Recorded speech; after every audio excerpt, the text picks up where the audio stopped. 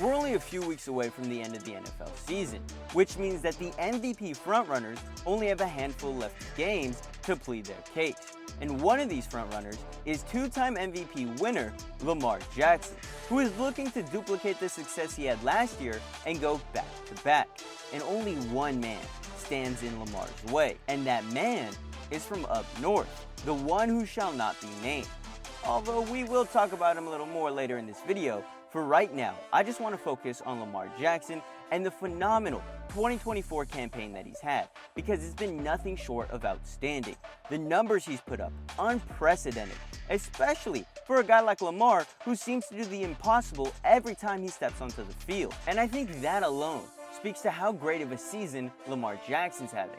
Now, there's been this narrative in the media since Lamar entered the NFL that the only reason he's had any success whatsoever is because of his mobility, the fact that he's a dual-threat quarterback. He's nothing more than a guy who can just run fast and has no real arm talent. However, year after year, Lamar Jackson has done his best to disprove this narrative. But in 2024, he's learned to embrace it. Especially because just last year, in a playoff game against the Kansas City Chiefs, the main reason the Ravens lost is because Lamar Jackson failed to embrace his legs. His mother let him know all about that postgame. But with that being said, this new Lamar is about to lead the Ravens into an era they've never seen before, and that is a dynasty. I do believe that the Baltimore Ravens are on the verge of having a dynasty. All they have to do really is win the first, which is the hardest, of course. Now, Lamar Jackson this season, let's get to a few of his numbers. He's thrown for 39 touchdowns. He's got 3,955 passing yards while having a 67.9 completion percentage, the highest of his career. And he's done all of this while the team has had a record of 11-5. And with only one more week left for the Baltimore Ravens and their opponent being the Cleveland Browns, there's a high likelihood that the Ravens end up going 12-5 on the season. And while they may not get the bye because the Chiefs seem to win every week, it doesn't matter because Lamar and the Ravens are stacked. In fact, this is the most amount of talent that Lamar's ever had around him. You go to his other 6 years with the Ravens, Lamar has never had the kind of tools that he has this season. And that's in large thanks to longtime Ravens GM Eric DeCosta and Harbaugh, who finally realized that, okay, maybe if we give Lamar some real players, then we might have a chance at this whole Super Bowl thing. In fact, Lamar's only gone out and thrown 4 interceptions, which is the least amount of interceptions he's had in a season since his rookie year, where he only started in 7 games. So shout out Harbaugh and DeCosta for finally doing something good for Lamar. But Lamar isn't only making his name known in the air, he's also done it in the ground, because on 130 attempts, Lamar has rushed for 852 yards and has 4 more touchdowns, averaging about 6.6 yards per carry, which means that if Lamar wanted to, he can rush for a first down every 2 plays. The only problem with that is that the defense might pick up on it and that his body will be absolutely banged up. And another thing that I don't think gets talked about enough when it comes to Lamar Jackson is his availability, because this man can stay healthy. Since his rookie year, he's played more than 12 games. And when you consider the style of football that Lamar Jackson plays, that's pretty impressive. Just this year, he's already played in 16 games and will probably play in that final game, making it 17. And a year ago, when he won the MVP, he also played in 16 games. Now, a year ago, the team did have 13 wins, and they're looking to have 12 wins, which is a bit of a downgrade. However, I don't think that's enough for you to take away Lamar Jackson's MVPs, especially when you consider that his numbers are much better than they were a year ago. And we'll talk more about Lamar Jackson's potential to lose this year's MVP in a second, but for right now, I just wanted to remind you guys to slow down, like the video, and subscribe to the channel. Every subscription is greatly appreciated.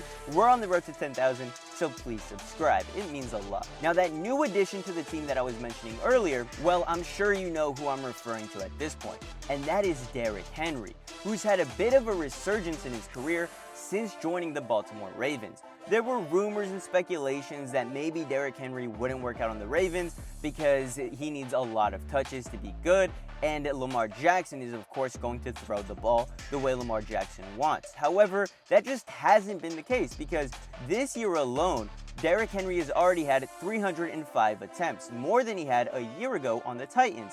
And on those 305 attempts, Derrick Henry has rushed for 1,783 yards and has had 14 touchdowns. His carries, his yards, and his touchdowns have all gone up since a year ago with the Titans. So that idea that Derrick Henry was going to lose a step, or maybe his numbers would fall off with the Ravens, was completely wrong. And I believe that again is in thanks to Harbaugh, who knew how to draw up a scheme for Derrick Henry to succeed.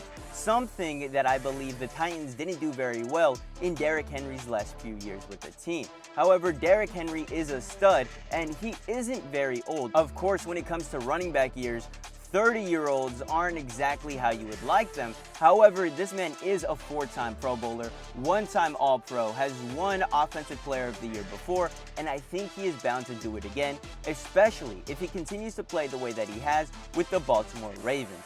2025 could be even better for them, but I'm sure the Ravens aren't focusing on next season, they're focusing on a playoff run, because this is Lamar's chance to really take the MVP and the league by storm. It's about time that Lamar Jackson wins a championship, and if Lamar were to win a championship, who knows where he'd be considered alongside the greats. Lamar Jackson already has 2 MVPs, and there's only been 6 other players in NFL history to have won 3 or more MVPs, so his name will go at the very top of the history books if he is able to accomplish this.